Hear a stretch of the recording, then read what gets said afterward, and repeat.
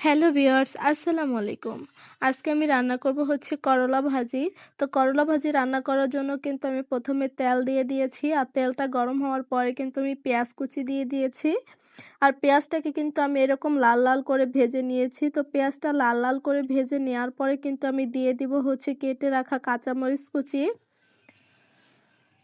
তো কাঁচামরিচটা দেওয়ার পরে কিন্তু আমি এভাবে একটু ভালো করে ভেজে নিব।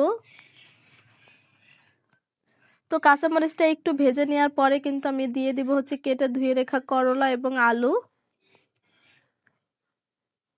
এগুলো দেওয়ার পরে কিন্তু আমি দিয়ে দিব হচ্ছে পরিমাণ মতো লবণ এবং হলুদের গুঁড়ো। এখানে কিন্তু চিংড়ি মাছ দিয়ে করলাটা ভাজি করলেও খেতে অনেক বেশি মজা লাগে, কিন্তু আমি দেব না, কারণ চিংড়ি মাছ আমার অ্যালার্জি হয়। তো তার কারণে কিন্তু আমি চিংড়ি মাছটা দিব না। তো সবকিছু দেওয়ার পরে কিন্তু আমি এভাবে একটু নেড়েচেড়ে মিশিয়ে নিব। তো দেখতেই পাচ্ছেন আমি কিন্তু মিশিয়ে নেওয়ার পরে এভাবে রেখে দিয়েছি, চাপা দিয়ে রেখেছি। আর করলা ভাজি করার সময় কিন্তু ঢাকনা দিলে করলাটা কালারটা নষ্ট হয়ে যায় এবং খেতেও ভালো লাগে না। তো আমি কিন্তু সব সময় করলা ভাজিটা এভাবে রান্না করি, ঢাকনা দিয়ে রান্না করি না।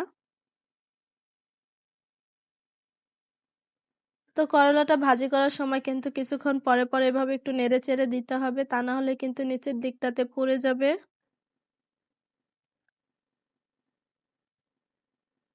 তো দেখতেই পাচ্ছেন আমি কিন্তু করলা ভাজিটাকে করে নিয়েছি, আর কিছুক্ষণ পরে পরে কিন্তু এভাবে নেড়েচেড়ে দিতে হবে।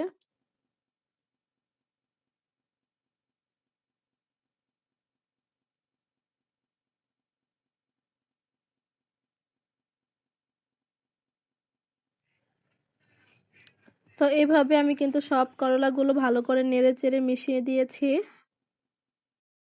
আর মেশানো হয়ে গেলে কিন্তু আমি দিয়ে দিব হচ্ছে কেটে রাখা ধনিয়া পাতা কুচি। তো ধনিয়া পাতাটা দিয়ে কিন্তু আমি করলা ভাজিটাকে আবার একটু ভালো করে উল্টে পাল্টে নেড়েচেড়ে দিব।